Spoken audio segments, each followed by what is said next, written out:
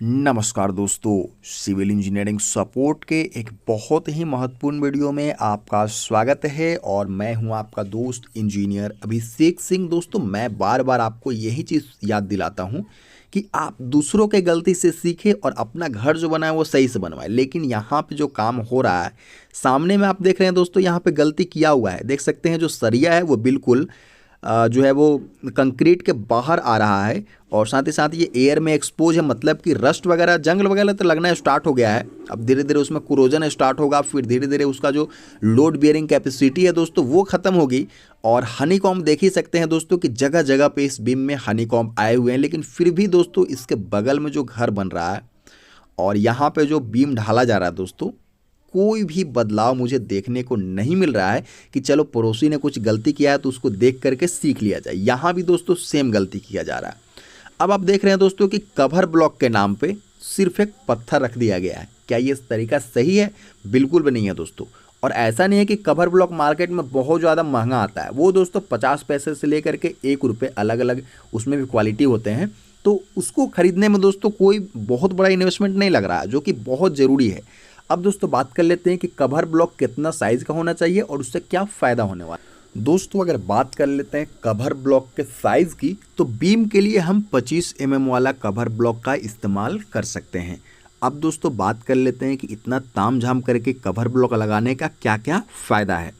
दोस्तों जैसे कि आप नाम से भी समझ सकते हैं कि कवर ब्लॉक वो एक ब्लॉक होता है और वो कवर का काम करता है। किसके लिए? हमारे सरिया के लिए, ताकि हमारा जो सरिया है वो बाहर एयर के साथ कांटेक्ट में ना आए। वो कैसे काम करता है ये भी जान लीजिए।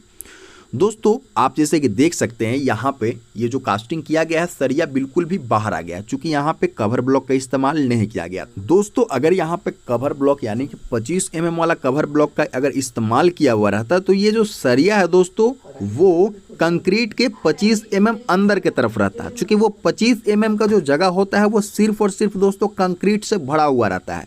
और ये कवर ब्लॉक जो है वो 3 साइड से हम लगा सकते हैं, साइड से और नीचे से। इससे क्या फ़ायदा होगा दोस्तों कि ये जो बाहर एयर में एक्सपोज होने वाला सिस्टम है ये बिल्कुल ख़त्म हो जाएगा।